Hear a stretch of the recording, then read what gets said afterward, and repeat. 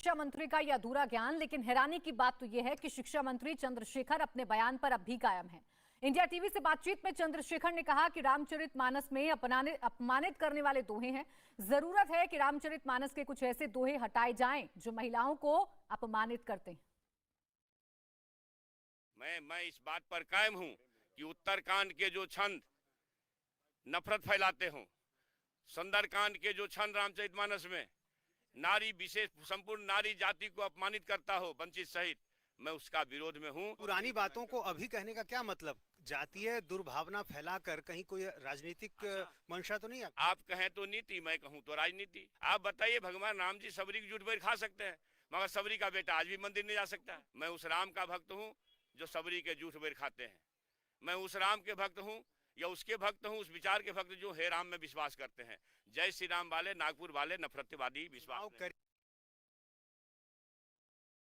अब शिक्षा मंत्री के बयान के बाद नीतीश कुमार निशाने पर आ गए हैं। बीजेपी ने आरोप लगाया कि नीतीश कुमार पहले अपने शिक्षा मंत्री को ही शिक्षा दिलाएं। जब आज पत्रकारों ने नीतीश कुमार से सवाल पूछा तो उन्होंने अपना पुराना राग ही अलापा। उन्होंने कहा कि इस मामले में उन्हें कुछ पता नहीं है। शिक्षा मंत्री बोले नफरत को लेकर भी सवाल उठ रहा है। हमको पता नहीं है जी, हम देखे नहीं है। शिक्षा मंत्री ने बोला है कि ये नफरत बोने वाला ग्रंथ है। हमको पता नहीं है, हम पूछ लेंगे उनसे। ठीक। शिक्षा मंत्री बोले नफरत को लेकर भी सवाल उठ रहा है। हमको पता नहीं है जी, हम देखे नहीं है। शिक्षा मंत्री ने बोला है कि ये नफरत बोने वाला ग्रंथ है। हमको पता नहीं है, हम पूछ लेंगे उनसे। ठीक। बिहार के शिक्षा मंत्री पर नीतीश कुमार भले ही अनजान बन रहे हैं, लेकिन ये पहली बार नहीं, इससे पहले भी चंद्रशेखर ने जाति व्यवस्था को लेकर कई बार बयान दिए हैं। अब बीजेपी इस मामले में सीधे नीतीश कुमार से सवाल पूछ रही है। बीजेपी का कहना है कि नीतीश के मंत्री हिंदू भावनाओं को ठेस पहुंचा रहे हैं। केंद्रीय मंत्री गिरिराज सिंह ने कहा कि टुकड़े टुकड़े गैंग को वोट बैंक की राजनीति करनी है और इसीलिए ऐसा बयान दिया जाता है। ये कैसे अशिक्षित शिक्षा मंत्री हैं जिनको प्रभु राम की कहानी और रामायण की कहानी नहीं मालूम है? ये बेशर्मी है। हिंदू भावनाओं को इस तरह से शर्मसार न करें शिक्षा मंत्री। नीतीश कुमार जी इनको सैक करें तुरंत। नीतीश कुमार जी माफी मांगे।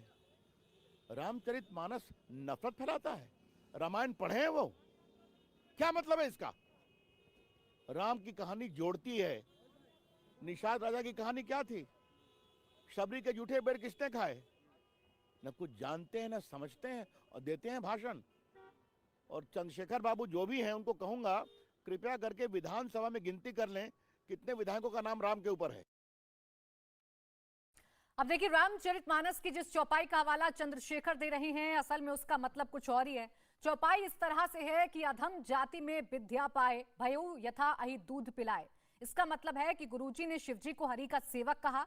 यह सुनकर पक्षीराज मेरा हृदय जल उठा। जैसे कि नीच जाति का मैं विद्या पाकर ऐसा हो गया जैसे दूध पिलाने से सांप हो जाता है। उत्तरकांड की इस चौपाई में कहने वाला अपने बारे में बोल रहा है। चंद्रशेखर ने इस चौपाई में केवल नीचे की 2 लाइनें बताई और ऐसा ज्ञान फैलाया। आज मुकाबला में हम इसी बात पर करेंगे बड़ी बहस कि क्या नीतीश कुमार के मंत्री ने राम का अपमान किया है, क्या रामचरितमानस का अपमान किया है। वो चौपाई भी हम आपको दिखा रहे हैं, उसका मतलब भी हमने आपको बताया कि इसके असल मतलब क्या है। हमारे साथ खास मेहमान जुड़ गए, उनसे चर्चा करेंगे। शलमणि त्रिपाठी, प्रवक्ता बीजेपी, अजय आलोक, राजनीतिक विश्लेषक हमारे साथ हैं। इसके अलावा चितरंजन